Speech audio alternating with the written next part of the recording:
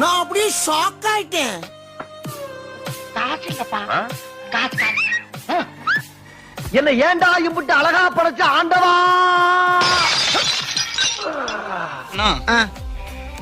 நம்ம யார் வம்புக்கும் போறது இல்ல, யார் தும்புக்கும் போறது இல்ல.